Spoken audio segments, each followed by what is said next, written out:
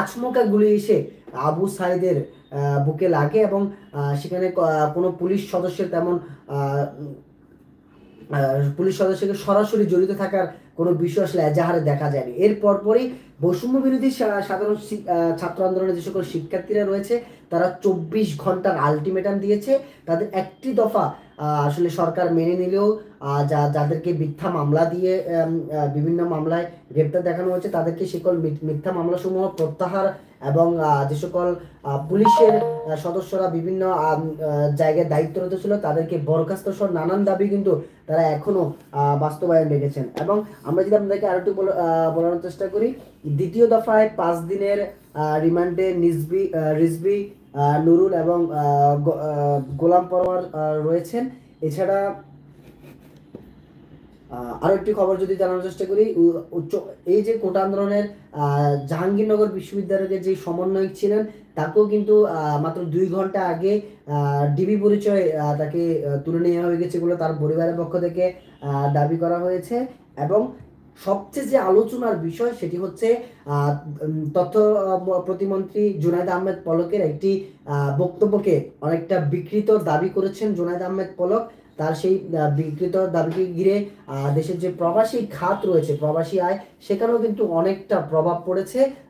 কিছুদিন ধরে বিভিন্ন জায়গায় পত্রপত্রিকায় নানান সংবাদ প্রকাশ হয়েছে রেমিটেন্সের যেই সূচি অর্থাৎ সেটি অনেকটাই কমে গিয়েছে এবং অনেকের প্রতিবাদ হিসেবে কিংবা জুনায়েদ আহমেদের যে বিকৃত একটি বক্তব্য ভাইরাল হয়ে যায়, সেখানে সেই বক্তব্যকে ঘিরে যে সকল রেমিটেন্সরা রয়েছে বিশেষ করে মধ্যপ্রাচ্যের দেশ থেকে রেমিটেন্স আসার যে পরিমাণ সেটি অনেকটাই কিন্তু কমে গিয়েছে। তবে ডাক্তার জগৎ এবং প্রতিমন্ত্রী জুনায়েদ আহমেদ পলক তিনি দাবি করেছেন তার এমন কোনো আসলে বক্তব্য হয়নি এবং যে আরটিভি রয়েছে তারাও তাদের যে এমন একটি ফোর্স তাদের নামে প্রচার করা হয় তারাও দাবি করেছেন এমন কোনো ফোর্স তারা আসলে করেনি। তবে তারা এমন ফোর্সকে ঘিরে বিভিন্ন ভিডিও সামাজিক যোগাযোগ মাধ্যমে ছড়িয়েছে। যে সকল বিদেশিরা রয়েছে তারা ব্যঙ্গাত্মকভাবে নানান ভিডিও ছড়াচ্ছে এবং তারা ব্যাংকের মাধ্যমে তাদের যে আয় সেটি পাঠাচ্ছে না এবং তারা হুন্ডি ব্যবহার করছে। তবে সরকারও কিন্তু তাদেরকে দফায় দফায় সাবধান করছে অবৈধ পথে টাকা না পাঠিয়ে বৈধ পথে দেশে টাকা পাঠানোর জন্য। এবং আপনাদেরকে যদি আরো একটু জানার চেষ্টা করি, এখন পর্যন্ত ঢাকাতে যেই সংঘর্ষগুলো করে সেখানে স্বাস্থ্য সর্বনিম্ন স্বাস্থ্য মন্ত্রণালয়ের পক্ষ থেকে মাত্র 33 কোটি টাকার ক্ষতির একটি সম্ভাবনা আশা করা হচ্ছে। সবচেয়ে বেশি ক্ষতির সম্ভাবনা করছেন বিদ্যুৎ মন্ত্রী, তিনি অন্তত 1000 কোটি টাকার ক্ষতি হয়েছেন বলে তিনি দাবি করছেন। এবং আরেকটি ওবায়দুল কাদের একটি বক্তব্য আজকে ছিল, সেটা হচ্ছে কারফিউ না দিলে শ্রীলঙ্কা স্টাইলে গণভবন দখলের ষড়যন্ত্র ছিল বলে ওবায়দুল কাদের আসলে একটি গণমাধ্যম আজকে সাক্ষাৎকার দিয়েছেন। এছাড়া আমরা যদি আপনাদেরকে জানি বিএনপির মহাসচিব মির্জা ফখরুল ইসলাম আলমগীর তিনিও জাতীয় ঐক্যের বিভিন্ন দলগুলো নিয়ে জাতীয় ঐক্যের ঘোষণা দিয়েছিলেন। এবং সংঘর্ষের সেই ফেনীর পর আজকের যে ফেনী সেটি যদি তফাৎ করি, আমরা আজকে ফেনীতে দেখেছি সকাল থেকে 8টা থেকে সকাল 9টা থেকে দুপুর 3টা পর্যন্ত বিভিন্ন সরকারি বেসরকারি অফিসগুলো চালু থাকার কথা থাকলে সবকিছু স্বাভাবিকভাবে ছিল, কোথাও কোনো সংঘর্ষ কিংবা বিশৃঙ্খল পরিস্থিতির ঘটনা ঘটেনি। এবং কারফিউ চলাকালীন সময়েও জনজীবন অনেকটাই স্বাভাবিক ছিল, যান চলাচল স্বাভাবিক ছিল, মানুষের চলাচল স্বাভাবিক ছিল।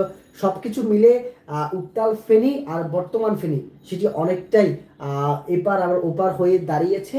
এবং জাতীয় যেই বিশেষ করে আরেকটি তথ্য যদি জানার চেষ্টা করি, 31 জুলাই পর্যন্ত ফেসবুকের যে প্রতিনিধিরা রয়েছে তাদেরকে নির্ধারিত ব্যাখ্যা না দিলে বাংলাদেশে অনির্দিষ্টকালের জন্য ফেসবুক, টিকটক সহ যে সকল সামাজিক যোগাযোগ মাধ্যমগুলো রয়েছে সেগুলো বন্ধ করে দেওয়া হবে বলে এক বিবৃতিতে পলক জানিয়েছেন।